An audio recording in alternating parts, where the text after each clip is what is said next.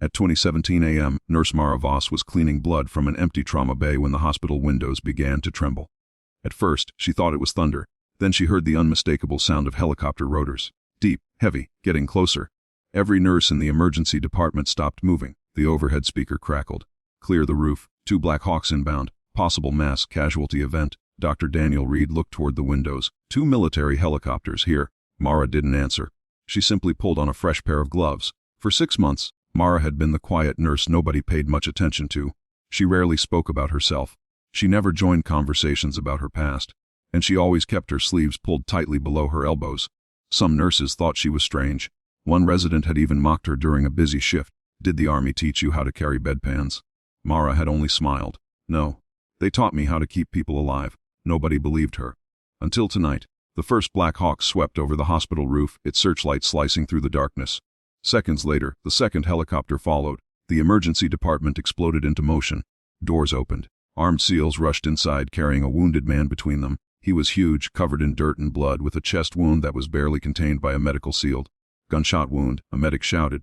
Pressure dropping. A Goffin. Reed immediately stepped forward.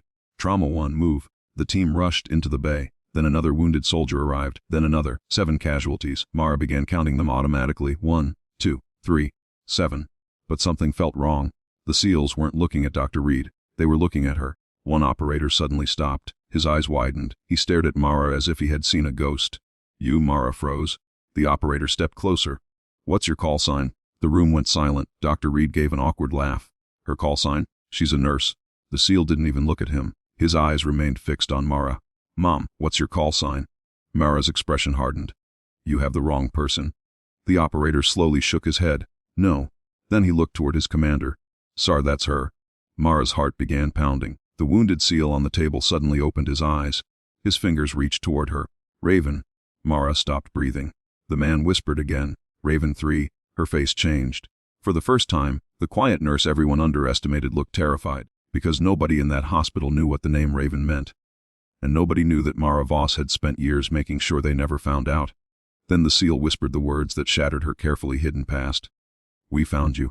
Mara looked at him. And somewhere outside the hospital, another helicopter began circling. Whatever had brought these men here wasn't over. It had only just begun. Mara stared at the wounded SEAL lying beneath the harsh trauma lights. Who are you? She whispered. The man struggled to breathe. Chief Elias Kane. The name hit her like a bullet. 3 years earlier, Elias Kane had been declared dead during a classified overseas operation. Mara had attended the memorial. She had watched his name carved into stone. She had never believed the story. Now he was lying in front of her. Alive. Dr. Reed looked between them. You know this man? Mara ignored the question. Instead, she watched Elias's breathing. His oxygen level was falling. His blood pressure was collapsing. She looked at his chest. Everyone back up. Dr. Reed stepped forward. I'm the attending here. Mara pointed at the monitor. He has a tension pneumothorax. We already sealed the wound. You sealed the hole, Mara replied. You didn't release the pressure. The monitor screamed. Elias suddenly stopped responding. Mara grabbed the emergency needle. No. Dr. Reed hesitated for half a second. Mara's voice became cold and commanding. Unless you want him dead, move. The room obeyed. She inserted the needle. A violent hiss escaped Elias's chest. His oxygen saturation began climbing. The SEAL commander stared at Mara. That voice. Mara ignored him. She continued treating Elias until his vital signs stabilized. Then she noticed something strange. A tiny piece of metal was embedded near his shoulder.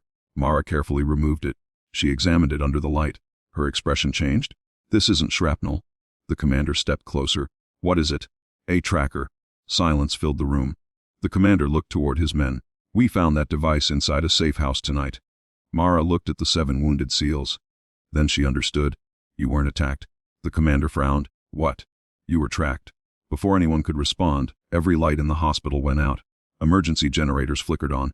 Then came a distant explosion. The entire building shook. Nurses screamed. Dr. Reed looked toward the hallway. What was that? Mara's eyes narrowed. A diversion. The commander immediately understood. They followed us. Mara moved toward the security desk. Lock every lower entrance. A security officer stared at her. Who are you to give orders? Mara slowly rolled up her sleeve. For the first time in 6 months, she exposed the tattoo she had kept hidden.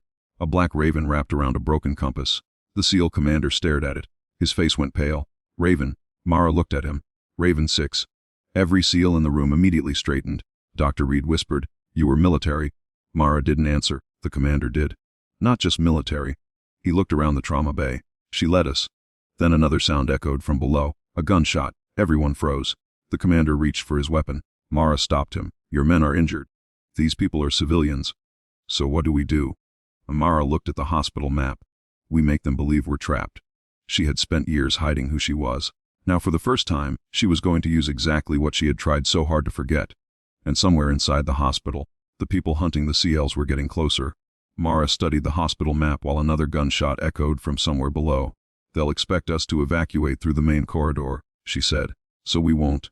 The SEAL commander nodded. What's the alternative? Maintenance tunnels. Mara quickly divided the remaining team. The injured SEALs stayed inside the trauma wing while hospital staff moved critical patients into a secure interior corridor. Dr. Reed watched Mara coordinate everything. Only hours earlier, he had considered her just another quiet nurse. Now every person in the room was following her. Then the elevator doors opened. 3 armed men stepped into the emergency department. Mara immediately whispered, "Wait." The men advanced. They expected panic. Instead, they found an empty trauma bay. One of them shouted, "Where's Raven?" Mara's voice suddenly came through the hospital intercom. "You came looking for her." The men froze. "You found her." Mara stepped from behind a doorway. The first attacker raised his weapon. She moved before he could fire. One strike knocked the weapon away. A second movement sent him crashing into the floor. The SEALs rushed forward and secured the other 2. For several seconds, nobody spoke. Then the captured leader laughed.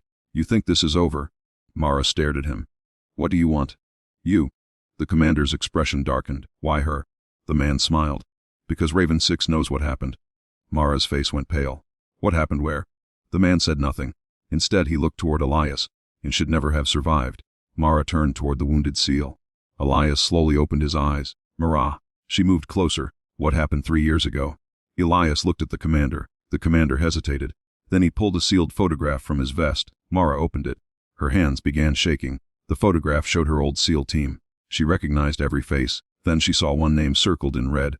Elias Kane. Mara whispered, "You were declared dead." Elias nodded weakly. "I was supposed to stay dead."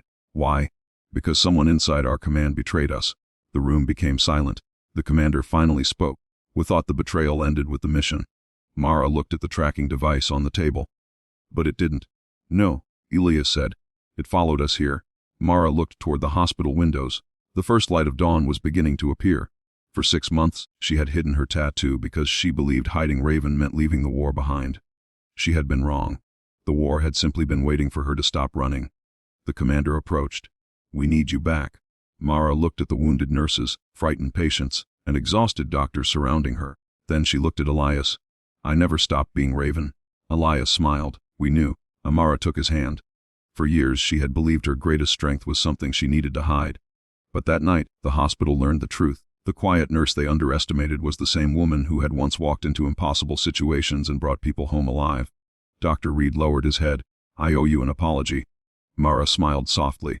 "Just remember, the next time someone looks ordinary, they might be carrying a history you can't see." Outside, the Black Hawks waited beneath the morning sky. Mara looked at her tattoo one final time. The Raven no longer felt like a reminder of war. It felt like a reminder of who she had become. Elias squeezed her hand. "Welcome home, 6." Mara looked toward the sunrise. "I'm not going anywhere." And for the first time in years, she didn't hide her tattoo. She let everyone see it. Because some scars aren't meant to be covered. They're proof that you survived. If this story moved you, subscribe for more cinematic stories of courage, sacrifice, and heroes who refuse to stay forgotten.